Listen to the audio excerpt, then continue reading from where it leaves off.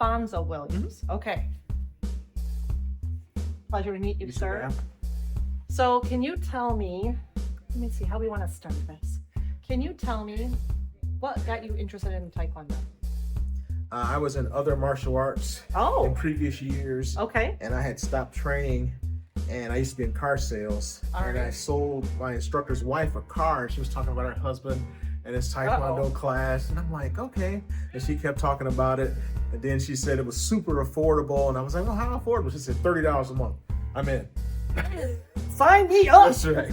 What were you in before this? I trained in Kuk Sool, and I also trained in Budo Taijutsu. Okay. And then Taekwondo a long, long time ago. All right. So you were always gravitated to martial arts. Yes. And I really loved Taekwondo, except we moved out. We used to be in Detroit area. Oh, sure. And we moved away from Detroit, went other places, and it wasn't So where always. do you live now? In Memphis, Tennessee. Okay. Bartlett, actually, right outside of Memphis. And who is your instructor? Mr. Mark Land under Grandmaster Lewis. All right. All right. So I was going to ask you what got you interested in Taekwondo, but clearly the price. Yeah, it was definitely the price. And also, when I went to check out the class, yes, it really blew me away because here in Mid-South Taekwondo Lewis Institute, it's the closest I've seen to the Taekwondo I did back in the 70s when I was a kid. Oh, so close to original? Yes. Say? Yes, very traditional. All right. And I was just really, really impressed because now when I look at Taekwondo, other schools, it's almost like breakdancing Taekwondo. They got their hands down and they're bouncing. And oh, they're doing the bad stuff. Yeah. They're not keeping their hands up when they fight. No. And so in the Lewis Institute, it just blew me away how traditional it was and how they still stress self-defense and those kind of things. Mm-hmm. So I was all in. Can I ask you, when did you discover Taekwondo with the Grandmaster Lewis's Institute? Remember how old you were? Remember where you were at in life? Yeah, I was about 60 years old. 60 years young? Yeah, I was 60 years young. All right. So it was 2020, I guess. All right. So 6 maybe years 2019, ago. 2019. Okay, 7 years. Yes. I'm doing math on the spot. Look at me go. Yes. And I was 60 years old. And where were you at in life? Were you looking for something? Was life just hunky dory? Like, oh, I'll just pick up a hobby? What were you? Yeah, what was going on? I was thinking about I'm going to start back playing golf because I kind of got away from martial arts over the years and hadn't done anything.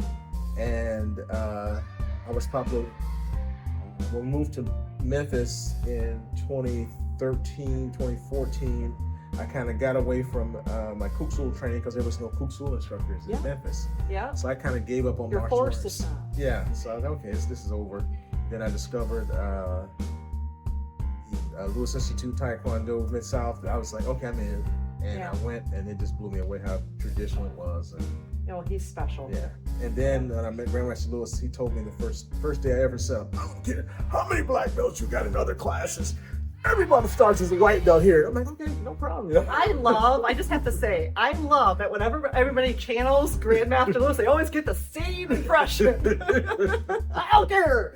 Yeah. So, but that tells you of his character. Yes, yes. That you're not here just as freebie. You're going to start where you're going to start. And you're going to earn it. And you're going to earn it. Yes. So I was. So what did that look like, earning this belt that you have? What did that look like for you? Well, it was a little bit of a struggle because of the age, and in my head, I was still, the same guy I was in my 40s and 50s. Yeah. And but unfortunately, the body was like, But I was able to keep going. Yeah. And we still had some health challenges along the way, but I'm still here. Now, are you a first degree, second degree? First degree. First degree. And Grandmaster Lewis told me today that he's going to let me test at the seminar next year. So I'm like, okay. Oh, that's wonderful. Yes. So what is it sounds like now I was going to ask you what your goal is, but it sounds like your goal is like, well, I've got a test coming up. Yeah. Well, my goal is, I always wanted to, well, not always, but in the last few years, I've had this idea in my head to share or teach martial arts in the poor neighborhoods, inner cities, whatever. Mm-hmm. But it's so expensive, and through this organization, since we're a nonprofit, it allows us to keep the cost down. So hopefully, if my body can, God willing, my body can hold up, and I can, progress and promote, get higher rank. Teach the basics. I can start teaching the basics in the inner cities. Okay. Oh, what a wonderful direction. And with it, yes, it's a nonprofit, but with that mentality, at least from my understanding, was that Taekwondo is not your way of making money as a job. Yes. Taekwondo is a secondary, so that you aren't forced to have this as a sole job to make the money. So with that understanding, the direction then can be, say, hey, I still have my job, I still have my income coming in. Taekwondo is because of my passion. Exactly. It's because of my love for it. And then you can keep the standards higher because you're not tied to, I got to have 100 students to pay this overhead.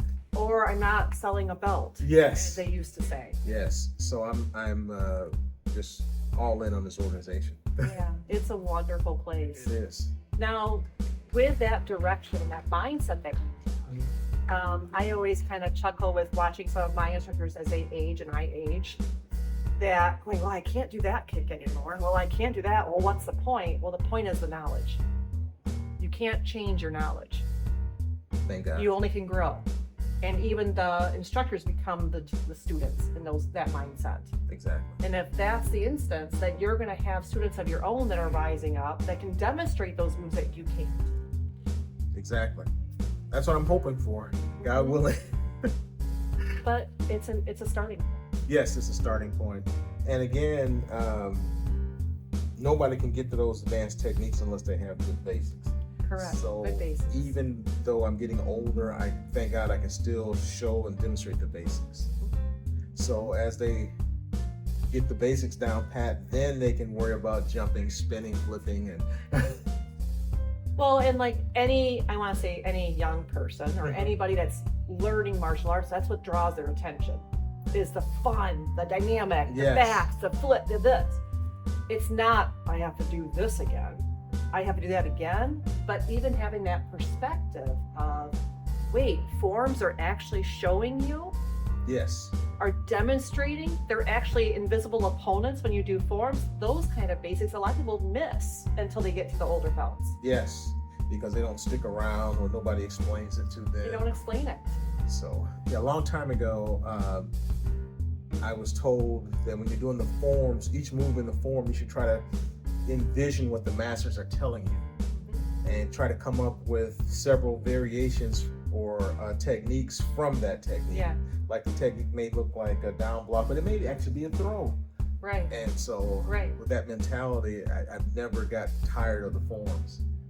Would you say that if you were looking back at your younger self, would you ever say to yourself, wow, I was going to start Taekwondo when I turned 60, and I'm going to be a first degree black when I turn 67 or 65, and I'm going to be a second degree black in a year from... Would you ever have that conversation? No, not at all. So it sounds like even you surprised yourself. Definitely, because I came into the organization and there were several older people still training. Like Master Betty Henderson, she's in her 70s, and man, she's still kicking and punching. So I got no excuse. I can still do this, and so it's just really exciting to see people that are my senior in age and rank, and they're still going strong. Right. So it kind of encouraged me to keep Their going. Moves may change slightly. They're not jumping, kicking 30 high feet kicks, in the air. maybe not here anymore, but down here. Yeah. But the point is movement. And they can still demonstrate strong basics and help you with your basics. Yes. And that it's just amazing. Just like the Grandmaster. Wow, my mind just went blank. It's okay. Remember, we can cut things out. Yeah. My mind went blank. Yeah, Master Bernard. Master Bernard, he's helped me so much every time if Grandmaster Lewis says Grandmaster Bernard is coming, I'm at the seminar. I'm there. Right. Because he really takes the time and breaks it down. One of the first seminars I did with him in this organization, he broke down my punch because I had broke my hand, both hands, a couple times. This is just now coming up? And I had this is big. because I was always afraid to punch with my hands, but I broke my hands punching. Understood. I would be afraid too. And in one class and 15 minutes of a seminar, he corrected my punch, and I've been breaking boards ever since. So I'm like, okay, this is. So there is nothing stopping. No. It's all up here. It's all up here, and it's just a matter of getting good instruction. And that's what I really like about this organization. They bring people in from all over. We get people from Wyoming, from Michigan, from Kentucky, Alabama. I'm in Michigan as well. Yes, and it's just a blessing to be part of the organization. Oh, well, thank you so much for sharing. I really appreciate your time. Thank you. All right.